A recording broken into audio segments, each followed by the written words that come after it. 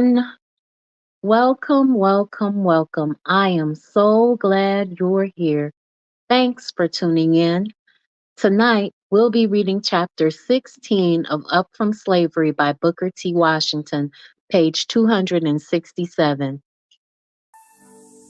Greetings. My name is the Revolutionary Matron, and my show is called The Learning Curve. I broadcast on a network called KWAZ Radio. There are other hosts on the network I'd like you to meet. Greetings, everyone. This is Koku from the Bitter Medicine Podcast, inviting you to tune in to the Bitter Medicine Podcast on KWAZ Radio. Peace, family. This is Oni, inviting you to listen to the pro-black perspective, where black problems are addressed with black solutions. This is D Webb with the Harsh Reality Podcast, asking you to tune in where we tackle the news of the day that affects our community, only on KWAZ Radio. The views, thoughts, and opinions expressed here belong solely to the respondent, and they do not necessarily reflect any broadcast networks, affiliates, nor sponsors. The Learning Curve is a broadcast created for the benefit of my global community. Black is a consciousness. Content is being used for our commentary, research, criticism, education, scholarship, teaching, preaching, and news reporting.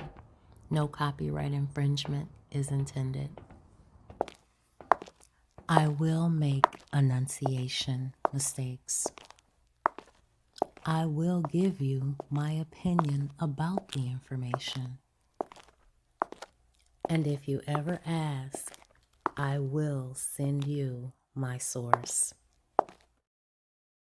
Up from Slavery, chapter 16, Europe. In 1893, I was married to Miss Margaret James Murray, a native of Mississippi and a graduate of Fisk University in Nashville, Tennessee, who had come to Tuskegee as a teacher several years before, and at the time we were married was filling the position of lady principal. Not only is Miss Washington completely one with me in the work directly connected to the school, relieving me of many burdens and perplexities, but aside from her work on the school grounds, she carries on a mothers' meeting in the town of Tuskegee and a plantation work among the women, children, and men who live in the settlement connected with a large plantation about 8 miles from Tuskegee. Both the mothers' meeting and the plantation work are carried on not only with a view to helping those who are directly reached, but also for the purpose of furnishing object lessons in these two kinds of work that may be followed by our students when they go out into the world for their own life work. Aside from these two enterprises, Mrs. Washington is also largely responsible for a women's club at the school, which she brings together twice a month. The women who live on the school grounds and who live near for the discussion of some important topic. She is the president of what is known as the Federation of Southern Colored Women Clubs and is chairman of the executive committee of the National Federation of Colored Women's Clubs. Portia, the oldest of my three children, has learned dressmaking. She has unusual ability in instrumental music. Aside from her studies at Tuskegee, she has already begun to teach there. Booker Taliaferro is my next oldest child. Young as he has already nearly mastered the brickmason's trade. He began working the trade when he was quite small, dividing his time between this and classwork, and he has developed great skills in the trade and a fondness for it. He says that he is going to be an architect and brickmason. One of the most satisfactory letters that I have ever received from anyone came to me from Booker last summer. When I left home for the summer, I told him that he must work at his trade half of each day, and with the other half of the day he could spend as he pleased. When I had been away from home 2 weeks, I received the following letter from him: Tuskegee, Alabama. Dear Papa, before you left home, you told me to work my trade half of each day. I like my work so much that I want to work my work all day at my trade. Besides, I want to earn all the money I can so that I can go to another school. I shall have money to pay my expenses. I want to earn all the money that I can so that when I go to another school, I shall have all the money to pay my expenses. Your son, Booker. My youngest child, Ernest Davidson Washington, says that he's going to be a physician. In addition to going to school where he studies books and has manual training, he regularly spends a portion of his time in the office of our resident physician and has already learned to do many of the duties which pertain to a doctor's office. The thing in my life which brings me the keenest regret is that my work in connection with public affairs keeps me for so much of the time away from my family, where, of all places in the world, I delight to be. I always envy the individual whose life work is so laid that he can spend his evenings at home. I have sometimes thought that the people who have this rare privilege do not appreciate it as they should. It should re- it is such a rest and relief to get away from crowds of people and handshaking and traveling and get home, even if it be for a very brief while. Greetings, Anthony McPhail. How are you this evening? Thanks so much for tuning in.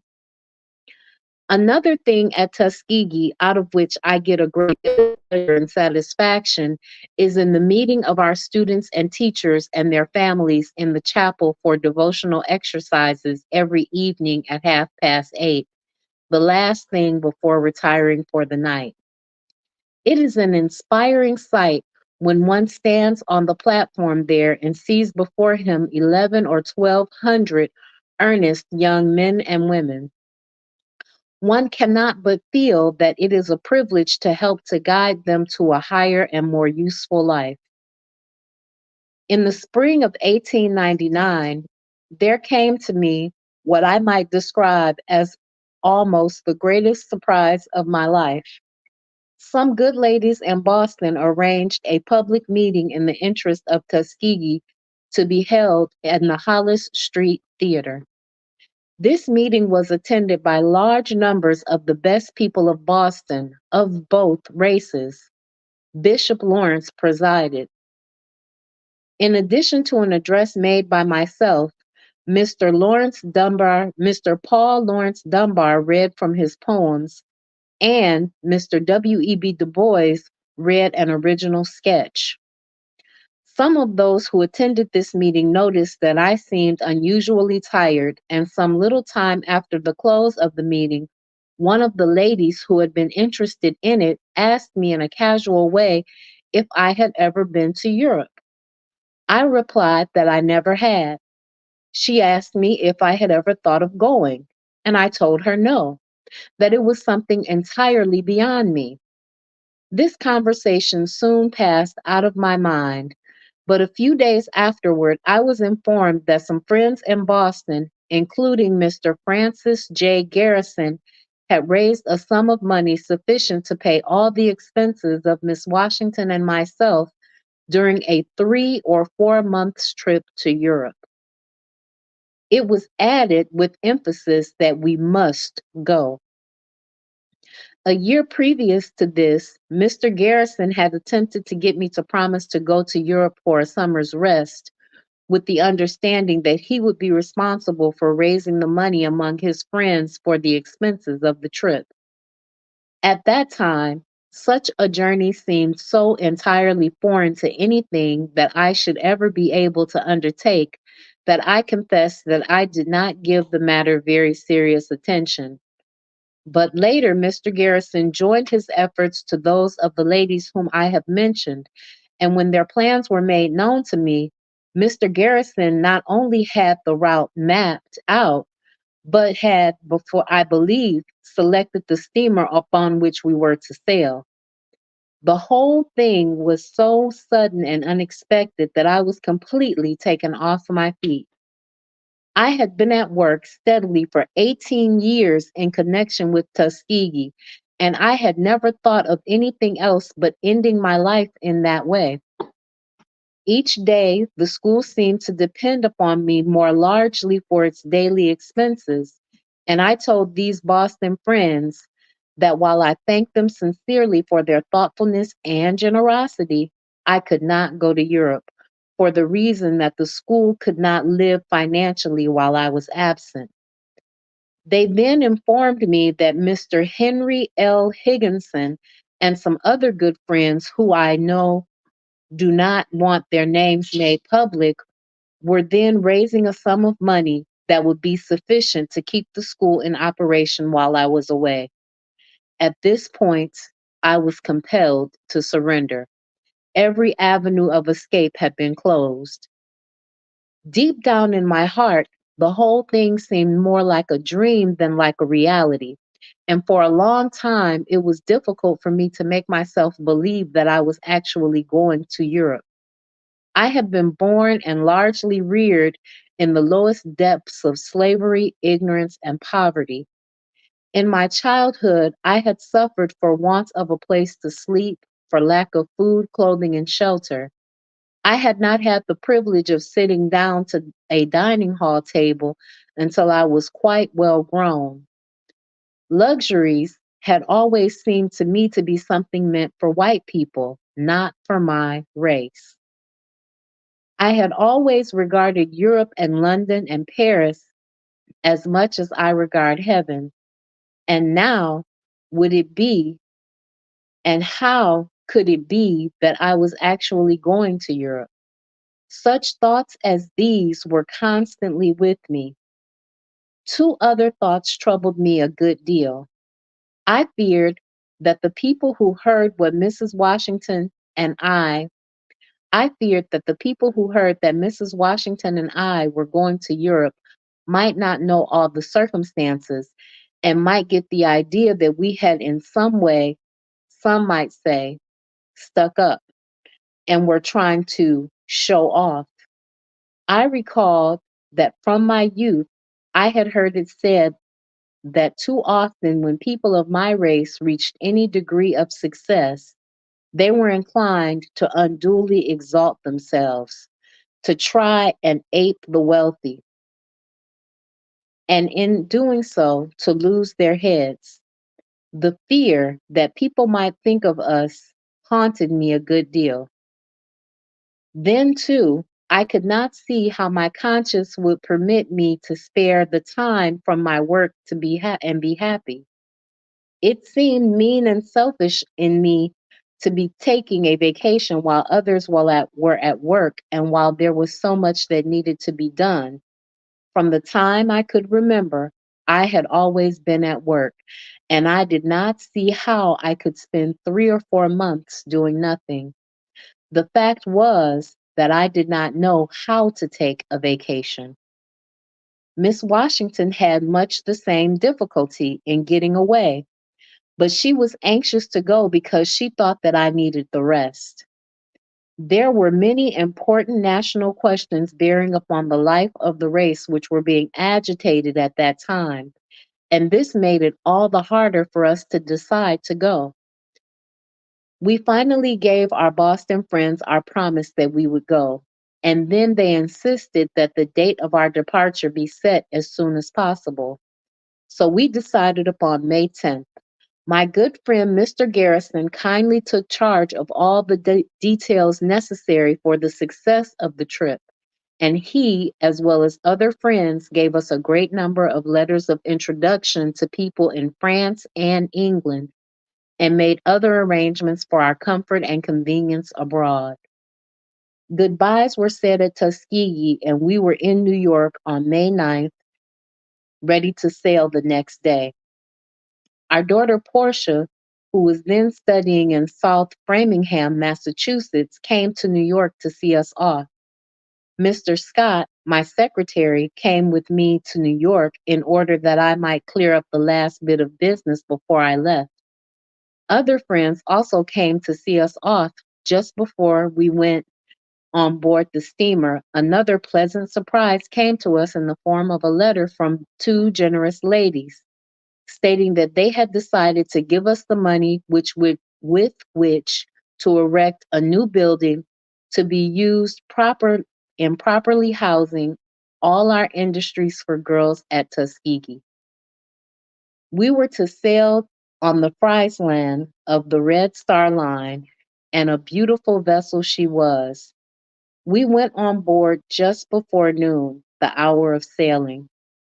I had never before been on board a large ocean steamer, and the feeling which took possession of me when I found myself there is rather hard to describe. It was a feeling, I think, of awe mingled with delight. We were agreeably surprised to find that the captain, as well as several other officers, not only knew who we were, but were expecting us and gave us a pleasant greeting. There were several passengers whom we knew, including Senator Sewell of New Jersey and Edward Marshall of the newspaper correspondent. I had just a little fear that we would not be treated civilly by some of the passengers. This fear was based upon what I had heard other people of my race who had crossed the ocean say about unpleasant experiences in crossing the ocean in American vessels. But in our case, from the captain down to the most humble servant, we were treated with the great kindness. Nor was this kindness confined to those who were connected with the steamer. It was shown by all the passengers also. There were not a few Southern men and women on board, and they were as cordial as those from other parts of the country. As soon as the last goodbyes were said and the steamer had cut loose from the wharf, the load of care, anxiety, and responsibility which I had carried for 18 years began to lift itself from my shoulders at the rate, it seemed to me, of £1 per minute. It was the first time in all those years that I had felt, even in a measure, free from care, and my feeling of relief, it is hard to describe on paper. Added to this was the delightful anticipation of being in Europe soon. It all seemed more like a dream than like a reality. Mr. Garrison had thoughtfully arranged to have us have one of the most comfortable rooms on the ship. The second or third day out, I began to sleep, and I think that I slept at the rate of 15 hours a day during the remainder of the 10 days passage. Then it was that I began to understand how tired I really was. These long sleeps I kept up for a month after we landed on the other side. It was an unusual feeling to wake up in the morning and realize that I had no engagements. I did not have to take a train at a certain hour, did not have an appointment to meet someone, or to make an address at a certain hour. How different all of this was from some of the experiences. One moment, I'm having some technical difficulties. How different all this was from some of the experiences that I have been through when traveling, when I have sometimes slept in different beds in a single night. Greetings, Forecast. Thanks for tuning in. I'm so glad you're here.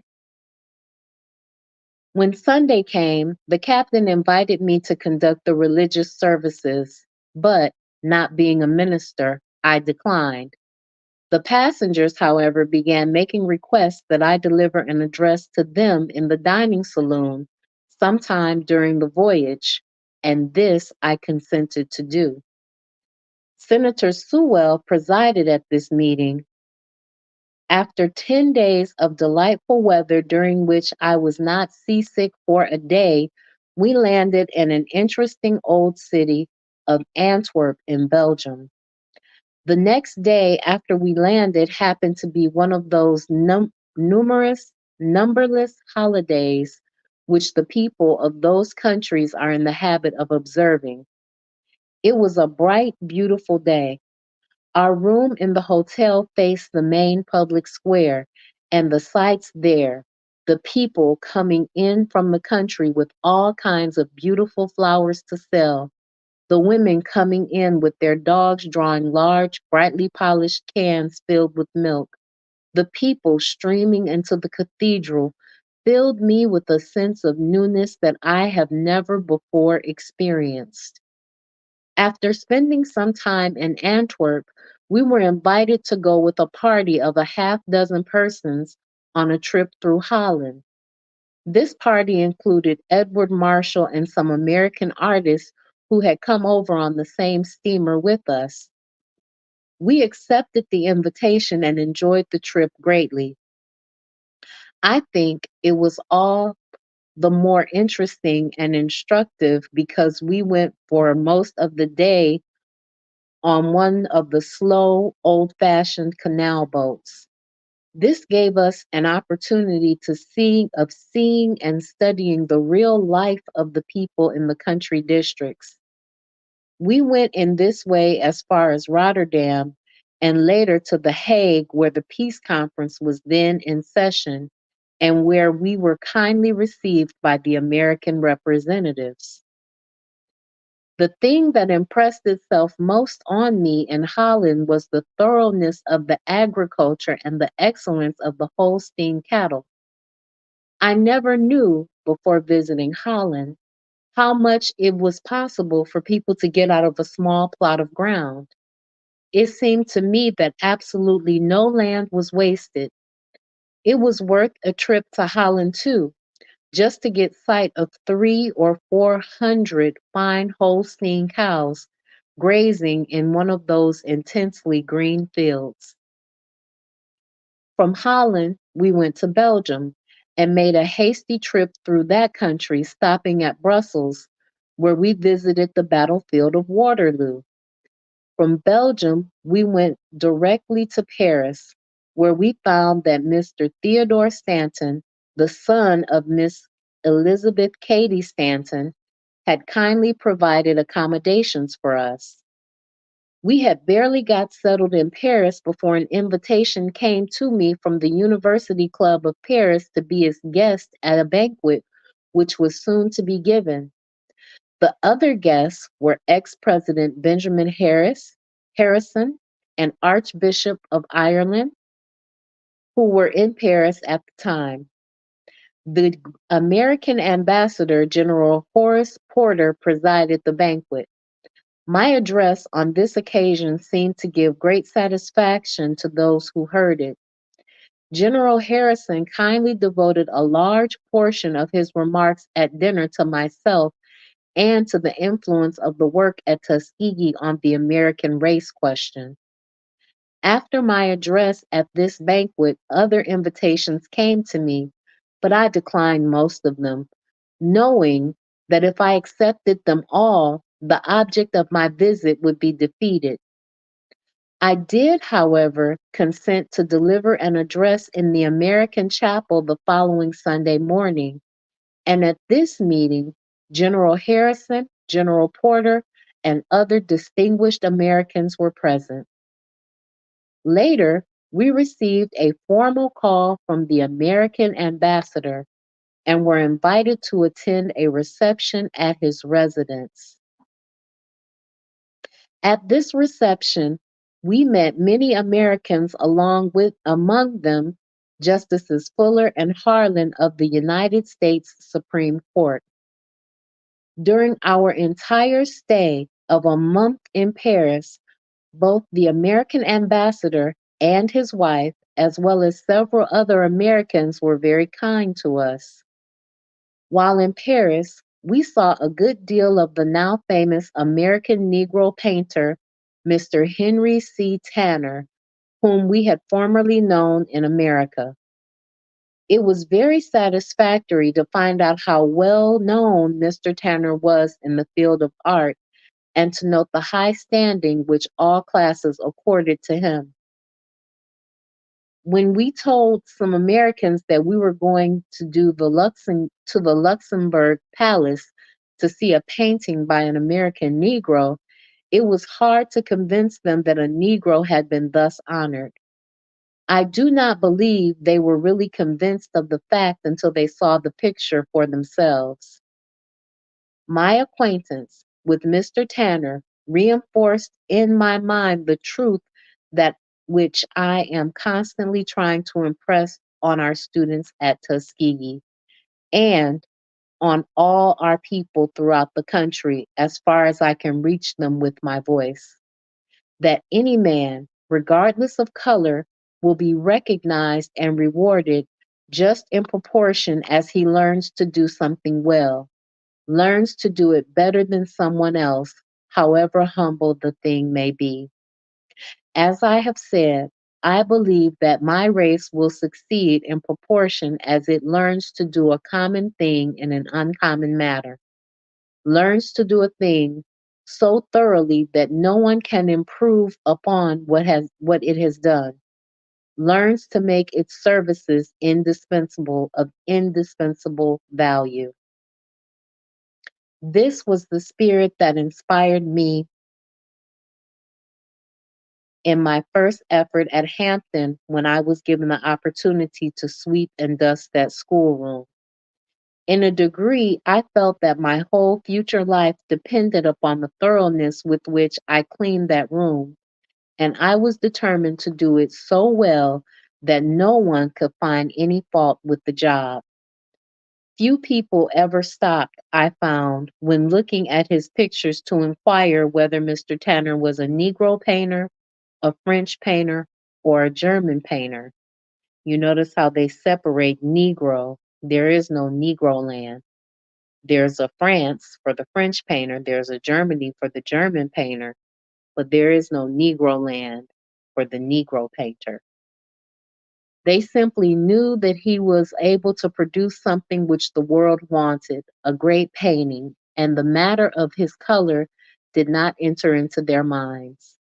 When a Negro learns to cook, to wash dishes, to sew, to write a book, or a Negro boy learns to groom horses or grow sweet potatoes, or to produce butter, or to build a house, or to be able to practice medicine as well as or better than someone else, they will be rewarded regardless of race or color. In the long run, the world is going to have the best, and any difference in race, religion, or previous history will not long keep the world from what it wants. I think that the whole future of my race hinges on the question as to whether or not it can make itself of such indispensable value that the people in the town and the state where we reside will feel that our presence is necessary to the happiness and well-being of the community. No man who continues to add something to the material, intellectual, and moral well-being of the place in which he lives is long left without proper reward. This is a great human law which cannot be permanently nullified. The love of pleasure and excitement, which seems in a large measure to possess the French people, impressed itself upon me. I think they are more noted in this respect than is true of the people of my own race. In point of morality and moral earnestness, I do not believe that the French are ahead of my own race in America. Severe competition and the greater stress of life have led them to learn to do things more thoroughly and to exercise greater economy. But time, I think, will bring my race to the same point. In the matter of truth and high honor, I do not believe that the average Frenchman is ahead of the American Negro. while so far as mercy and kindness to animals go, I believe my race is far ahead. In fact, when I left France, I had more faith in the future of the Black man in America than I had ever possessed. From Paris, we went to London and, and reached there early in July, just about the height of the London social season. Parliament was in session, and there was a great deal of gaiety. Mr. Garrison and other friends had provided us with a large number of letters of introduction, and they had also sent letters to other persons in different parts of the United Kingdom, apprising these people of our coming. Very soon after reaching London, we were flooded with invitations to attend all manner of social functions, and a great many invitations came to me asking that I deliver public addresses. The most of these invitations I declined for the reason that I wanted to rest. Neither were we able to accept more than a small proportion of the other invitations. The Reverend Dr. Brooke Herford and Mrs. Herford, whom I had known in Boston, consulted the American ambassador, the Honorable Joseph Choate, and arranged for me to speak at a public meeting to be held in Exeter Hall. Mr. Choate kindly consented to preside. The meeting was largely attended. There were many distinguished persons present, among them several members of Parliament, including Mr. James Bryce, who spoke at the meeting. What the American ambassador said in introducing me, as well as a synopsis of what I said, was widely published in England and in the American newspapers at the time. Dr. and Mrs. Herford gave Mrs. Washington and myself a reception at which we had the privilege of meeting some of the best people in England. Throughout our stay in London, Ambassador Choate was most kind and attentive to us. At the ambassador's reception, I met for the first time Mark Twain. We were the guests several times of Mrs. T. Fisher Unwin, the daughter of the English statesman Richard Cobden. It seemed as if both Mr. and Mrs. Unwin could not do enough for our comfort and happiness. Later, for nearly a week, we were the guests of the daughter of John Bright, now Mrs. Clark of Street, England. Both Mr. and Mrs. Clark and their daughter visited us at Tuskegee the next year. In Birmingham, England, we were the guests for several days of Mr. Joseph Sturge, whose father was the great abolitionist and friend of Whittier and Garrison. It was a great privilege to meet throughout England those who had known and honored the late William Lloyd Garrison and the Honorable Frederick Douglass and other abolitionists. The English abolitionists with whom we came in contact never seemed to tire of talking about those two Americans. Before going to England, I had no proper conception of the deep interest displayed by the abolitionists of England in the cause of freedom, nor did I realize the amount of substantial help given by them.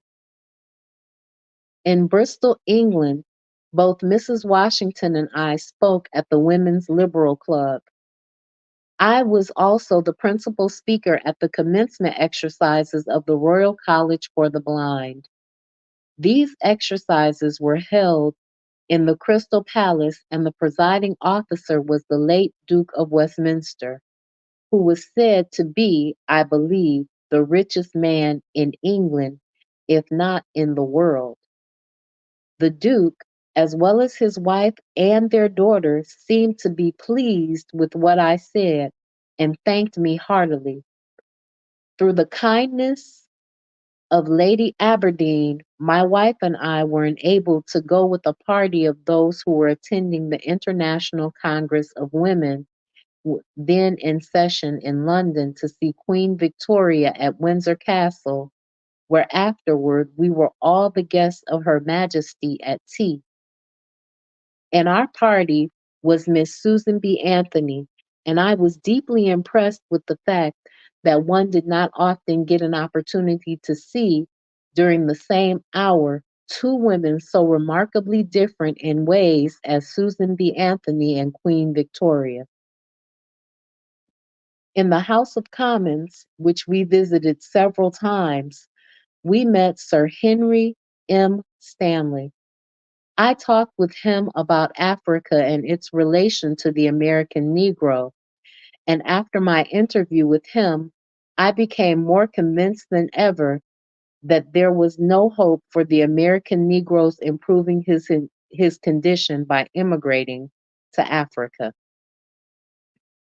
On various occasions, Mrs. Washington and I were guests of Englishmen in their country homes, where I think one sees the Englishman at his best. In one thing, at least, I feel sure that the Englishmen are ahead of Americans, and that is that they have learned how to get more out of life. The home of the English seemed to be about as perfect as anything can be. Everything moves like clockwork. I was impressed too with the deference that the servants show to their masters and mistresses, terms which I suppose would not be tolerated in America. The English servant expects, as a rule, to be nothing but a servant, and so he perfects himself in the art to a degree that no class of servants in America has yet reached. In our country, the servant expects to become, in a few years, a master himself. Which system is preferable? I will not venture an answer. Another thing that impressed itself upon me throughout England was the high regard that all classes have for law and order, and the ease and thoroughness with which everything is done. The Englishmen, I found, took plenty of time for eating as for everything else. I am not sure if in the long run they do not accomplish as much or more than rushing nervous Americans do. My visit to England gave me a higher regard for the nobility than I had had.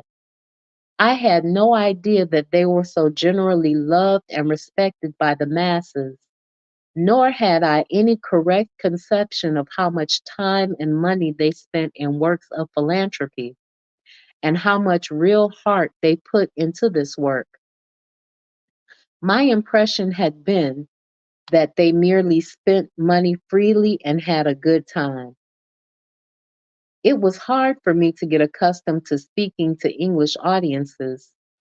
The average Englishman is so serious and is so tremendously earnest about everything that when I told a story that would have made an American audience roar with laughter, the Englishman simply looked at me straight in the face without even cracking a smile. When the Englishman takes you into his heart and friendship, he binds you there as with the cords of steel. And I do not believe that there are many other friendships that are so lasting or so satisfactory. Perhaps I can illustrate this point in no better way than by relating the following incident.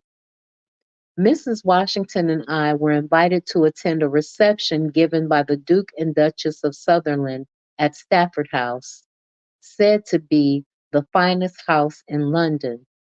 I may add that I believe the Duchess of Sutherland is to be the most beautiful woman in England. There must have been at least 300 persons at this reception. Twice during the evening, the Duchess sought us out for a conversation, and she asked me to write her when we got home and tell her about the work at Tuskegee. This I did. When Christmas came, we were surprised and delighted to receive her photograph with her autograph on it. The correspondence has continued, and we now feel that in the Duchess of Sutherland we have one of our warmest friends. After 3 months in Europe, we sailed from Southampton in the steamship St. Louis. On this steamer, there was a fine library that had been presented to the ship by the citizens of St. Louis, Missouri. In this library, I found the life of Frederick Douglass, which I began reading. I became especially interested in Mr. Douglass's description of the way he was treated on shipboard during his first or second visit to England. In this description, he told how he was not permitted to enter the cabin, but had to confine himself to the deck of the ship. A few minutes after I had finished reading this description, I was waited on by a committee of ladies and gentlemen with the request that I deliver an address at a concert which was to be given the following evening. And yet, there are people who are bold enough to say that race feeling in America is not growing less intense. At this concert, the Honorable Benjamin B. Odell, the present governor of New York, presided. I was never given a more cordial hearing anywhere. A large proportion of the passengers were Southern people. After the concert, some of the passengers proposed that a subscription be raised to help the work at Tuskegee, and the money to support several scholarships was the result. While we were in Paris, I was very pleasantly surprised to receive the following invitation from the citizens of West Virginia and the city near which I had spent my boyhood days. Charleston, West Virginia, May 16, 1899. Professor Booker T. Washington, Paris, France. Dear Sir, many of the best citizens of West Virginia have united in liberal expressions of admiration and praise your worth and work, and desire your return from Europe, and desire that on your return from Europe you should favor them in your presence and with the inspiration of your words.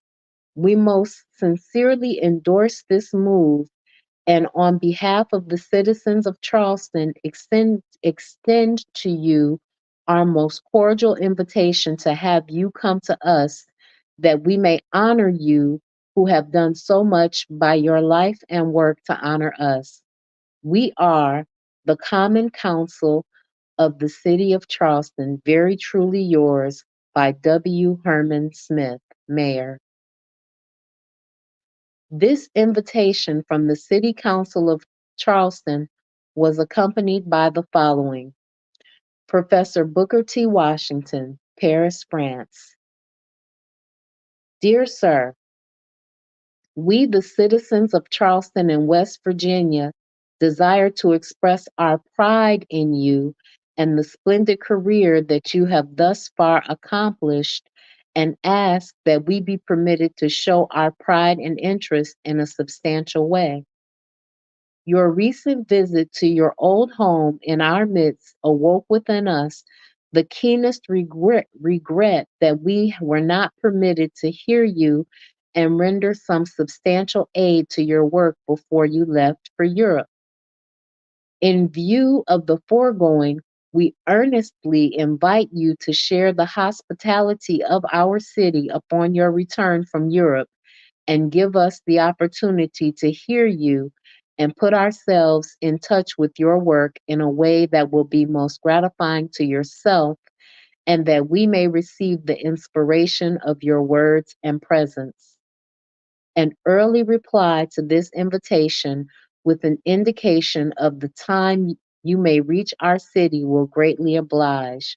Very respectfully yours, the Charleston Daily Gazette, the Daily Mail Tribune, G.W. Atkinson, Governor E.L. Boggs, Secretary to the Governor, William M.O. Dawson, Secretary of State, L.M. La Follette, Auditor, J.R. Trotter, Superintendent of Schools, E.W. Wilson, ex-governor, W.A. McCorkle, ex-governor, John Q. Dixon, President, Kanawha Valley Bank, L. Pritchard, President of Charleston National Bank, George S. Couch, President of Kanawha National Bank, Ed Reed, Cashier of Kanawha National Bank, General S. Laidley, Superintendent of Schools, L. E. McWhorter, President, Board of Education, Chase K. Payne, wholesale merchant, and many others. This invitation, coming as it did from the City Council, state officers, and all the substantial citizens of both races of the community where I had spent my boyhood and from which I had gone a few years before, unknown in poverty and ignorance in quest of an education, not only surprised me, but unmanned me almost. I could not understand what I had done to deserve it all. I accepted the invitation at the appointed day and was met at the railway station by Charleston, excuse me, and was met at the railway station at Charleston by a committee headed by ex-Governor W.A. McCorkle and composed of men of both races. The public reception was held at the Opera House at Charleston. The governor of the state, the Honorable George W. Atkinson, presided, and an address of the welcome was made by ex-Governor McCorkle. A prominent part in the reception was taken by the colored citizens. The Opera House was filled with citizens of both races, and among the white people were many for whom I had worked when a boy. The next day, Governor and Mrs. Atkinson's both gave me a public reception at the State House, which was attended by all classes. Not long after the colored people in Atlanta, Georgia, gave me a reception at which the governor of the state presided, and a similar reception was given me in New Orleans, which was presided over by the mayor of the city. Invitations came from many other places which I was not able to accept. The forecast says, dang, I'm surprised he didn't say British was the closest thing to Jesus. I agree. He seems to be ubiquitously fascinated by white people and by some of the things that they do, which means he had almost an obsession with them, almost a unique obsession with white people. Chapter 17, Last Words. Do I have time to read another chapter? Not in 10 minutes. So I'm going to hold off and come back tomorrow night at 7 p.m. Eastern Standard Time and read chapter 17, which will end our reading of Booker T. Washington's Up from Slavery. Come with your questions and discussion points so that we can talk more about this interesting work.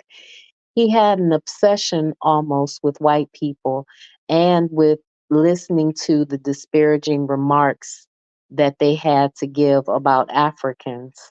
He said that he found after having a discussion with what was probably a white man that immigrating to Africa would not help uplift the race. And I think that that does a disservice and an injustice to us as a people. I thank each and every one of you for listening. I know that Oni from the Pro Black Perspective is out there. I know that Koku from the Bitter Medicine Podcast is out there. Thank you for listening, Anthony McPhail and the Forecast. I know that Sister Raw and the elders are listening. I know that Afro Native is listening. Bawana Haguziki is listening. Brother Bakari is listening. The children at the Daycare Ladies Network and at Jesse's Kids are listening. I thank each and every one of you for tuning in. The forecast says, I see why some Black leaders called him a sellout. Yeah, because he seemed to want acceptance from white people more than anything. More than anything, he wanted acceptance from white people. And I think that in wanting acceptance from white people, anything white people did to praise him or put him in the forefront, he saw as an honor, while putting these children at Tuskegee to work at very young ages. You know, he put even his own children to work at very young ages. So he spent a lot of time training them and putting them through the official uh, training that Tuskegee had to offer at very young ages. And if you notice, when he talks about his son being almost a master brick mason and his daughter having skills in music and seamstress and dressmaking, you wonder how young were they when he put them to work at his school and at his institute. How young were they when he introduced them to work? And there's something that we can learn from putting our children to work in different fields and giving them different crafts and skills at a young age. But how young is too young, you know? All right, guys. Thanks for listening. I'll see you tomorrow night at 7 p.m., where we'll finish out Up From Slavery by Booker T. Washington. Peace.